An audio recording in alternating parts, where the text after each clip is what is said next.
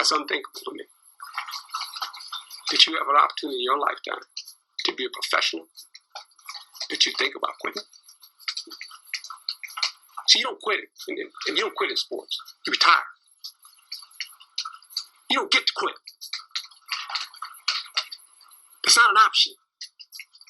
See, someone told me that a long time ago. That ain't even an option. And the person told me that, he ain't here anymore. He died. This is what's great about sports. This is what the greatest thing about sports is. You play to win the game. Hello? You play to win the game. You don't play to just play it.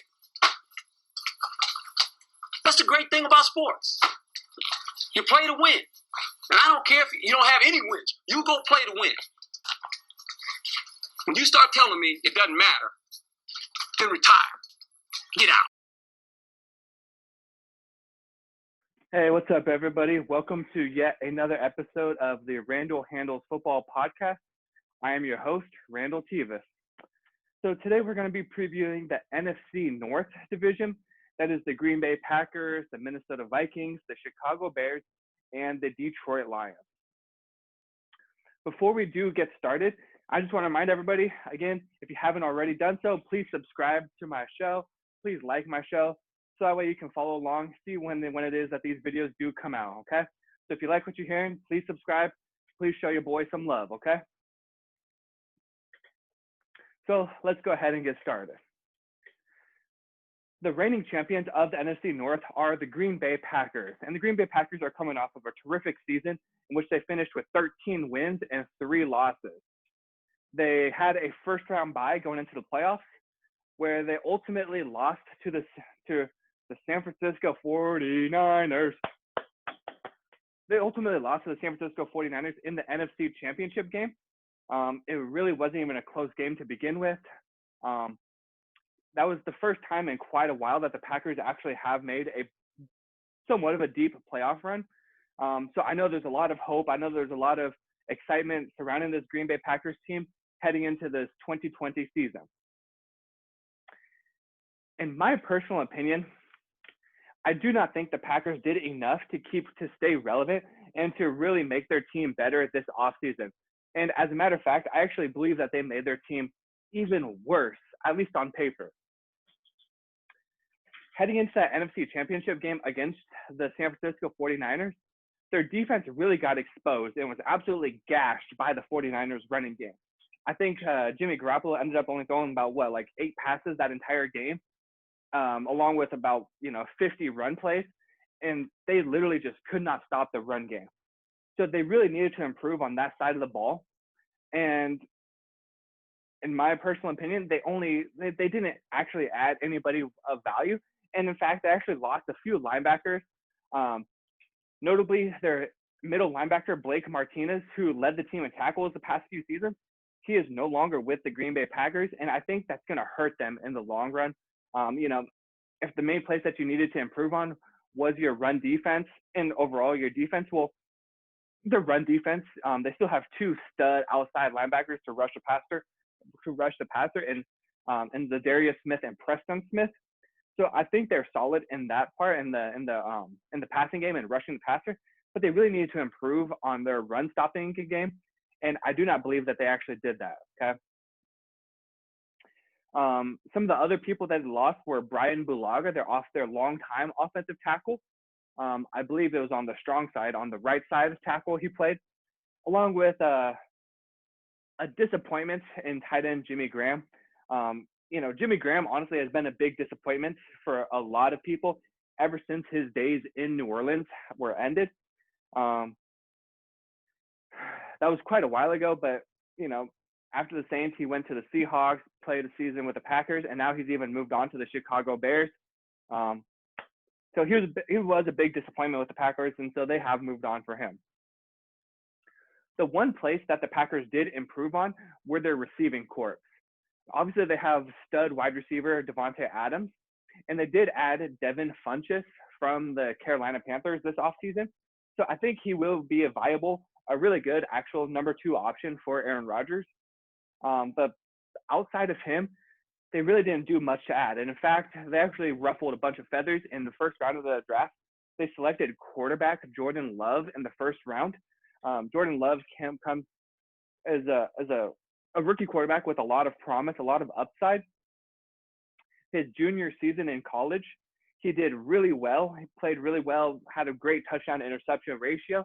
However, his senior year, he really took a step backwards. So, it'll be interesting to see how it is that he develops. Obviously, he will not be playing quarterback this year, sitting behind Aaron Rodgers, and probably he won't be seeing the field for a couple of seasons, similar to the way that they treated Aaron Rodgers when they had Brett Favre.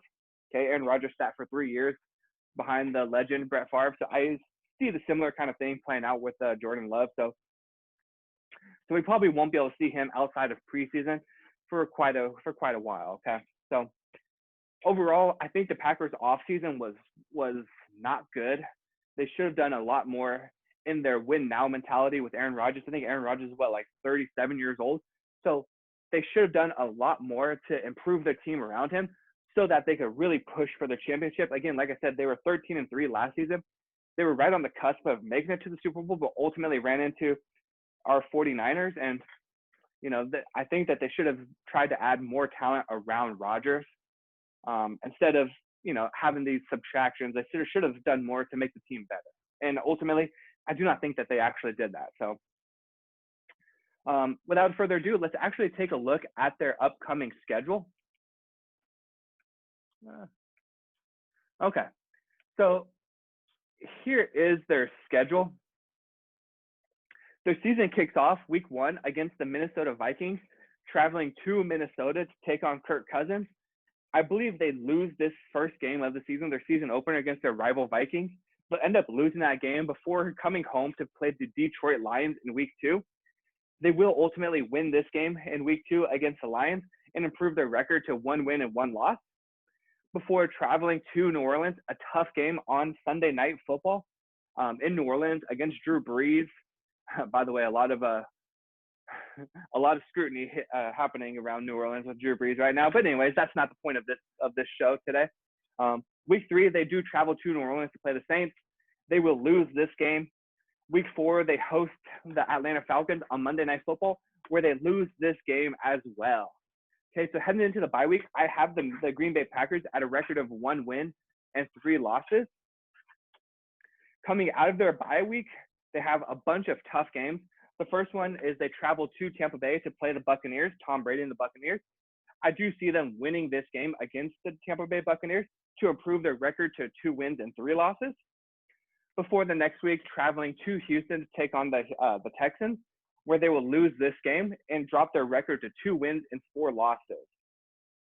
Again, if you're a Packers fan, especially after last season, where they only had 3 losses all season long, 6 weeks, or I guess 7 weeks or 6 games into the season, I have them already at 4 losses, which is more losses than they had all of last season combined. Okay. The following week, in week 8, they host the Minnesota Vikings. They avenge their week 1 loss to the Vikings and win this game in week 8, hosting the Minnesota Vikings, before traveling to take on the San Francisco 49ers in Santa Clara on Thursday Night Football. They lose this game. As much as they would love to win this game and, avenge their 2 losses last season against the 49ers, I do not see that happening, and so they drop this game as well, moving their record to 3 wins and 5 losses. But it's this last loss against the San Francisco 49ers that really gets them on the right track, and they finish out this season strong. The following week, week 10, they host the Jacksonville Jaguars, where they win this game. The following week, they travel to the Indianapolis Colts, and they win that game as well. The following week, they host the Chicago Bears on Sunday Night Football, where they will win that game as well. The following week, week 13, they take on the Philadelphia Eagles. They host the Philadelphia Eagles. Carson Wentz and company comes to town, and they'll win this game as well. The following week, week 14, they travel to Detroit Lions, and they win that game as well. The following week, Carolina Panthers, they win that game.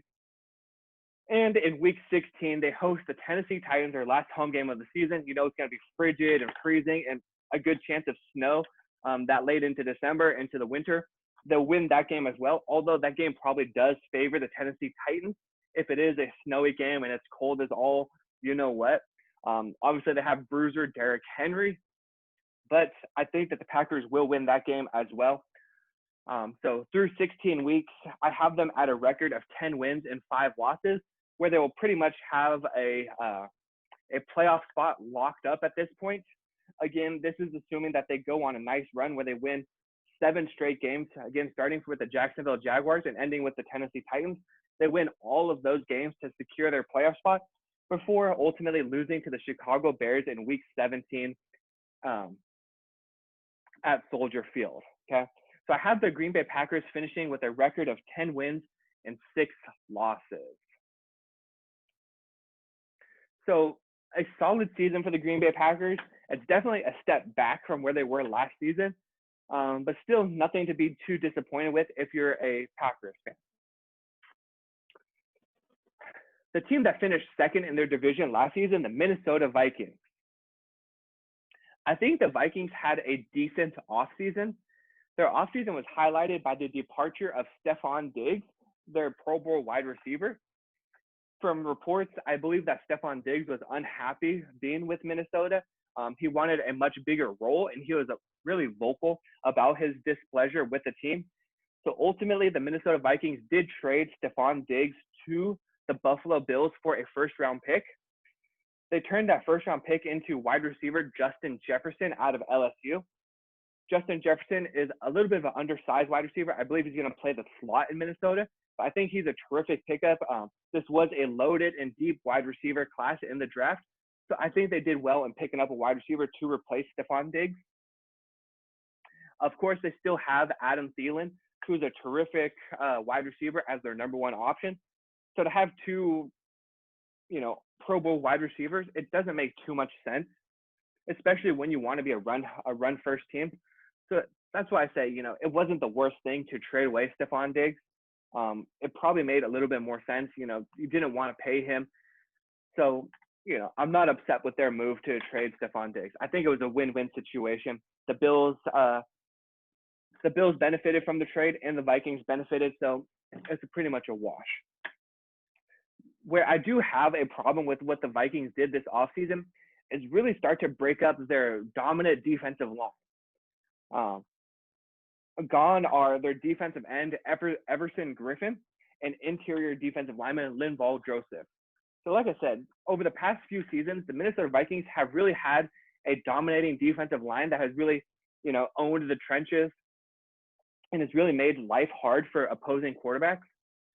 We're starting to see that being broken up. Of course, they do still have Pro Bowl defensive end Danielle Hunter to still rush the passer, but you can expect that he's going to see a lot more double teams, without the terrific help that he gets on the interior line.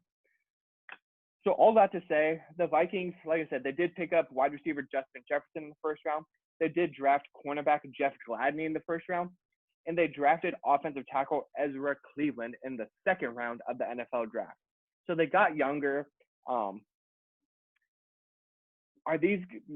these moves help them in the immediate future? I don't know. That remains to be seen.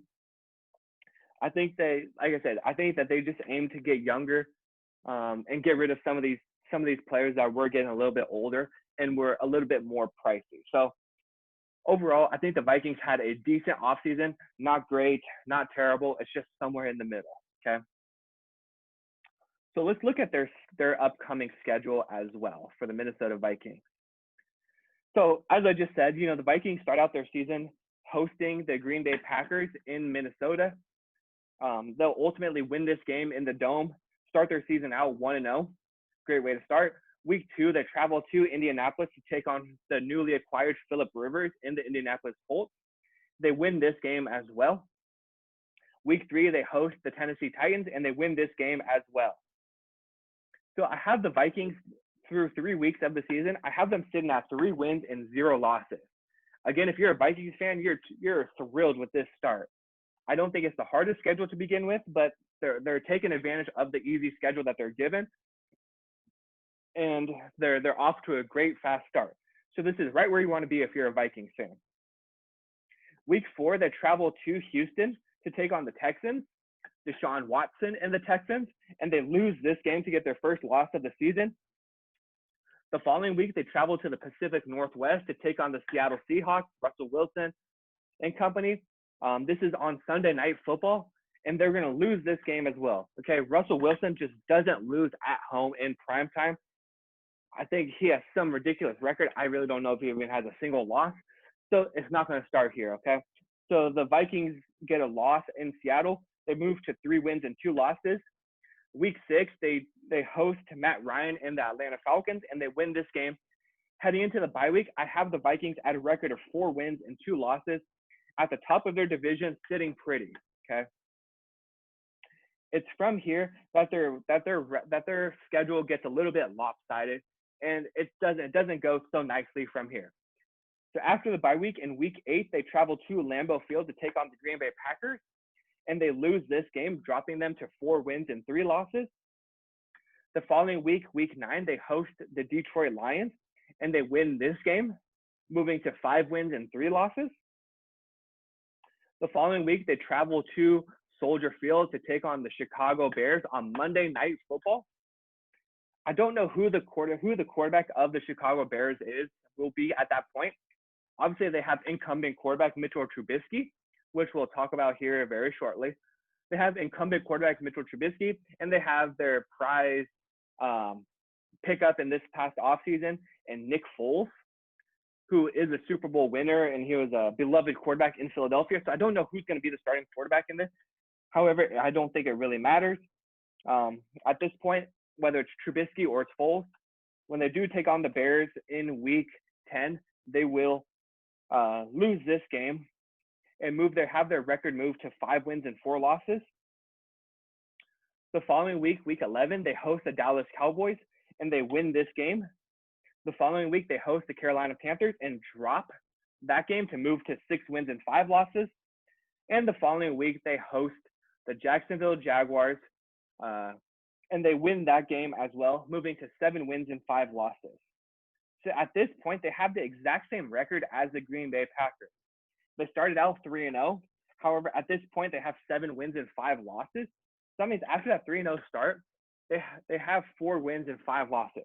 It's really an up and down season for the Vikings after that hot start.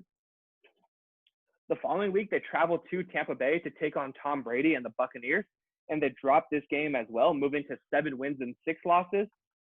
The following week, for their last home game of the season, they host the Chicago Bears, and they avenge their week 10 loss, and they win this game to move to 8 wins and 6 losses. The following week, they get their big win of the season. They travel to New Orleans on Christmas Day, right? This is a Friday game on Christmas. It should be fun. It should be exciting. Every time the Vikings do take on the Saints, there's so much drama that happens. It should be a really exciting game. I see them once again beating the New Orleans Saints.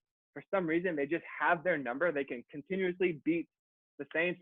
They have Drew Brees' number. I think it's inside the Saints' head, and so they do win this game. And they win their Week 17 game as well, again in Detroit, to finish with a record of 10 wins and 6 losses. Okay, so the Packers finished with 10 wins and 6 losses, and the Vikings also finished with 10 wins and 6 losses. They split their head-to-head matchups. So really, where it's going to determine who the winner of this division is on their division records and on their conference records. Whoever has the better division record, whoever has the better conference record, ultimately will be the winner of this division. I foresee them finishing with the exact same record as the Packers. And ultimately, it's going to be a toss-up as to whoever it is that wins this division between the Packers and the Vikings. Moving on, we move to the Chicago Bears. The Bears. Okay. If you remember, it was only 2 seasons ago that there was so much hype surrounding the Chicago Bears. Everybody was so high on Mitchell Trubisky. They had a terrific defense, a model defense that everybody wanted to copy. It seems like it was a long time since that time happened. Okay, a long time since the Chicago Bears made the playoffs. Ultimately, it's only been 2 seasons, and let me tell you, this is where the bottom drops out. Okay. Mitchell Trubisky will not be the quarterback of the Chicago Bears. moving into the following season in 2021. I can't even promise you that he's going to be the starting quarterback come week 17 for the Bears team. Okay. Don't get me wrong. I don't think Nick Foles is a good quarterback either. I think that really, I think the Chicago Bears should have picked up Cam Newton in the offseason as a free agent. And heck, they may still pick him up. He is still a free agent as of this recording. I think that trading for Nick Foles was a pretty foolish decision. They're paying him a ton of money to bring competition to Trubisky. Don't get me wrong. I do think that Mitchell Trubisky will be the starting quarterback for the Chicago Bears at the beginning of the season. I just don't think this is going to be a good season at all for the Chicago Bears. Is their defense still good? Yes, of course. They still have Khalil Mack. They still do have Eddie Jackson. They still do have a lot of key pieces on their defense. But I just don't think it's enough to carry this team the way that the defense carried this offense when they did make it to the playoffs and made Mitchell Trubisky look like he was actually a decent quarterback. Okay. So, Bears fans, I'm sorry. Oh, and by the way, what is up with you guys and your guys' tight ends? I think as of this recording, you guys had like 7 tight ends on your roster. Like, what? You know, it was only last season that you paid Trey Burton a lot of money to come join, and guess what? He's already released. What is up with that? Okay. So I don't know what they're doing. They picked up Jimmy Graham. Like, are you kidding me? When was the last time Jimmy Graham was even relevant? They paid him, I think it was like $6 million per year. Like, okay, whatever. And not only that, it's fine. Okay, you picked him up. Great. He's going to be your starting tight end. You draft a tight end in the first round not even in the first round, in the second round with your first pick. Tight end Cole Kmet, I don't even know. Tight end out of Notre Dame, you pick him up. Like, what are you guys thinking? Are you guys really that in love with tight ends? I don't know. So, you know, I think it's a mess in Chicago. I don't think it's going to be a good season for them. Let's look at their schedule and you'll see what it is that I'm talking about. Okay. So the Bears season, the Bears open up traveling to Detroit to take on the Lions, and they dropped this first game against Detroit, against their division foe, against their rival. They started out the season 0-1. The following week, they host the New York Giants. Daniel Jones and the New York Giants. I think it'll actually be a good close game, and I do think that the Bears will win this game. They'll beat the Giants and even out their record at 1 win and 1 loss. The following 2 weeks, they travel to Atlanta to take on the Falcons. They lose that game. They host the Indianapolis Colts in Chicago at Soldier Field, and they lose that game as well. So 4 weeks in, I have the Bears at a record of 1 win and 3 losses. The following week, they host the Tampa Bay Buccaneers on Thursday Night Football. As always, anytime you host on a Thursday Night Football on a short week, you have the upper hand. Although I do like Tom Brady and the Buccaneers, I think that the Bears do just enough and they run the ball and they control the clock to win this game against the Buccaneers to improve to 2 wins and 3 losses before the bottom really drops out for this team. The following week, they travel to Carolina to take on the Panthers and they lose.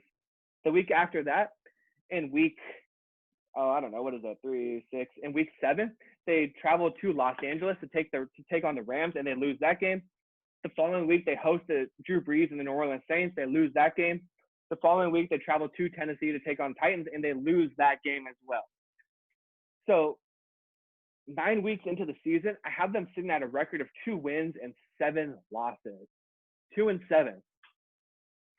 If they haven't already made a change in quarterback, it probably will happen right around here.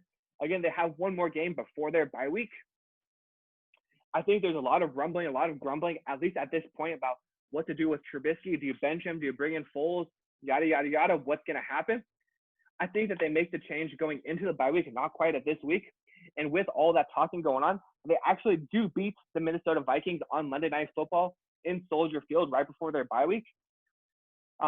So 10 weeks into the season, I have them at a record of 3 wins and 7 losses. Is that going to be enough to prevent the benching? I don't know. Maybe it will, maybe it won't. I know that at this point, Matt Nagy will be on the hot seat, and he probably will be fired at the end of the season, which is a shame. I think he's a decent coach, but ultimately he's just made too many bad decisions. After the bye week, they traveled to Lambeau Field to take on the Green Bay Packers on Sunday Night Football, and they lose that game as well. The following week, they host the Detroit Lions. They lose that game as well. The following week, they traveled to Minnesota and lose. I skipped over the Texans. They host the Houston Texans. They lose that game as well. They travel to Minnesota, take on the Vikings. They lose that game as well. Okay, so 14 games into the season, I have the Bears at a record of 3 wins and 11 losses. Again, not where you want to be if you're a Bears fan. They're going to be vying for that number 1 pick. There's going to be a lot of talk if he's, like I said, Matt Nagy probably will be fired at the end of this season if this truly does happen. However, they do finish the season strong. Their last 2 games at Jacksonville and home against the Packers, they do win both of those games to finish with a record of 5 wins and 11 losses. Okay, so the Chicago Bears, I have finishing last in the NFC North with a record of 5 wins and 11 losses. Guess what, Chicago? You have to address that quarterback position. Guess what? Cam Newton is still a free agent. Guess what? There's a lot of viable options out there that you guys could have went with, but ultimately didn't. Okay, so I don't know. Bears, you guys need to figure out what it is that you're doing. I really don't see a whole lot of promise right now with the way that the roster is. I don't see this team even being relevant anytime soon. Okay, so it is what it is. Bears finished last in the NFC North. Okay, this brings us to the team that finished last season, the Detroit Lions. The Detroit Lions had the number 3 overall pick where they selected Jeff Okudah, cornerback out of Ohio State. I think that was a great pickup, especially after they traded away All-Pro, Pro Bowl cornerback Darius Slay to the Philadelphia Eagles. I think they had to replace Slay, and I think that Jeff Okudah is going to do a great job replacing Darius Slay. Another key loss for the Detroit Lions, a lot of their losses were on the defensive side of the ball. And, they have former Patriots defensive coordinator Matt Patricia as their head coach. So I'm thinking that, he wanted to bring in his guys. He wanted to revamp that defense. He wants that defense to be created in his eyes. They've last offseason, they picked up Trey Flowers from the New England Patriots. This offseason, they picked up Jamie Collins from the New England Patriots. So I think he's bringing in a lot of his former Patriots defenders to the Detroit Lions, and he's going to really try to recreate that defense. We'll see if it's good. We'll see if it's bad. I don't know. I just know that Matt Patricia is going to be on the hot seat. This is going to be his 3rd year at the helm of the Detroit Lions. Ultimately, last season Matt Stafford got hurt, and they were, using their backup quarterbacks for most of the season, and it didn't end too well. I think this season will be a little bit better with Stafford back at quarterback. They did pick up with their 2nd round pick running back DeAndre Swift to help out Matt Stafford in that offense, and I think that was a great pickup. Ever since Barry Sanders left the Detroit Lions, way back when he retired in the early 2000s or early 2000s, they've been looking for that bell cow running back, and I think they finally might have found it in DeAndre Swift. With having a defensive coach as their head coach, I believe that their philosophy will be to run the ball, and use the pass to complement the run. So I think DeAndre Swift has the ability to be that 3-down back that they've been looking for, that will be a productive running back, okay? So with the Lions, I am excited to watch them. I am excited. I love Matt Stafford as a quarterback. He's an absolute gunslinger. They still have Kenny Golladay. They still have Marvin Jones. It's an exciting team. I do like the Lions. I don't think that their season is going to finish that well. I do think they're going to finish in 3rd place, which is a step up from where they finished last season. So without further ado, let's look at the Detroit Lions schedule. Okay, So week 1, they open up the season hosting the Chicago Bears. And like I just said, they win this game, start out the season 1-0. The following week, they travel to Lambeau to take on the Aaron Rodgers and the Green Bay Packers, where they drop this game along with the next 4 games as well. Week 3, they travel to Arizona to take on Kyler Murray and the Cardinals, where they lose that game. Week 4, they host the New Orleans Saints. They lose that game as well. Week 5, they hit their bye week. And in week 6, they travel to Jacksonville to take on the Jaguars, and they lose that game as well. So starting out the season, 6 weeks in, I have the Detroit Lions at a record of 1 win and 4 losses. A really shaky start, but it's from here where they kind of start to pick things up and, show signs of life and show signs of support for Matt Patricia as their head coach. Week 7, they take on the Atlanta Falcons in Atlanta, and they win this game. The following week, they host the Indianapolis Colts, Phillip Rivers and the Indianapolis Colts, and they drop that game in Indianapolis. The following week, they travel to Minnesota to take on the Vikings, and they drop that game as well. So 9 weeks into the season, 8 games, 9 weeks, they have a record of 2 wins and 6 losses. Again, I know I just said that it starts to pick up, but they're going to be close losses. Week 10, they host the Washington Redskins, Dwayne Haskins and the Washington Redskins, and they win that game. The following week, they travel to Carolina to take on the Panthers, and they win that game as well, improving to a record of 4 wins and 6 losses before taking on the Houston Texans on Thursday Night Football. Sorry, it's not Thursday Night Football, Thursday morning football. Okay, we have Thanksgiving football always with the Detroit Lions. They're hosting the Texans on Thanksgiving. The Lions actually are a real good team on Thanksgiving. However, I see the Texans coming in here and beating the Detroit Lions, dropping them to a record of 4 wins and 7 losses. The following week, they travel to Chicago to take on the Bears, and they win that game, improving to a record of 5 wins and 7 losses. The following week, they host the Green Bay Packers, and they lose that game as well. The following week, they travel to Tennessee to take on the Titans, where they win that game and improve to 6 wins and 8 losses before dropping their final 2 games of the season, hosting the Buccaneers and hosting the Minnesota Vikings, and finishing with a record of 6 wins and 10 losses. So, like I said, the Lions are going to improve from where they were last season. It is going to be a step up. Is it enough to save Matt Patricia and his job? I don't know. That remains to be seen. I know that the Ford family has put a lot of trust in Matt Patricia, so I think that he will be given 1 more season after the season. I hope he is. I do like him as a coach. He is he's a rocket scientist. Okay, so he knows what the heck he's doing. He knows his X's and O's. I just think he needs a little bit more time to mold that team and to make it into who they are. Like I said, Detroit Lions, they finished with a record of 6-10. That's good for 3rd place in the NFC North. Definitely not good enough to be making it to the playoffs, but I still do think that they're going to be an exciting team to watch. So, what do you guys think? Do you guys agree? Do you guys think that the Packers and the Vikings are going to be battling it out for the division crown? Do you think that both those teams are going to make it to the playoffs again? What do you think about the Bears and Lions? Do you agree? Do you disagree? Let me know what you guys think. Drop some comments below. And again, make sure you guys do subscribe to my show, to my channel. Thank you so much for watching. This ends yet another episode of Randall Handles Football. Okay? I'll see you guys next time. Enjoy and peace out. I don't care who you play, whether it's a high school team, a junior college team, a college team, much less an NFL team.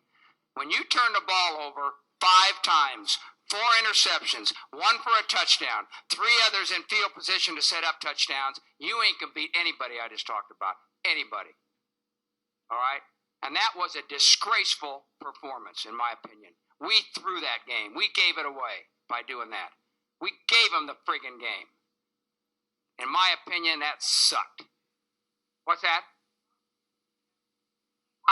Playoffs? Don't talk about playoffs. You kidding me? Playoffs? I just hope we can win a game.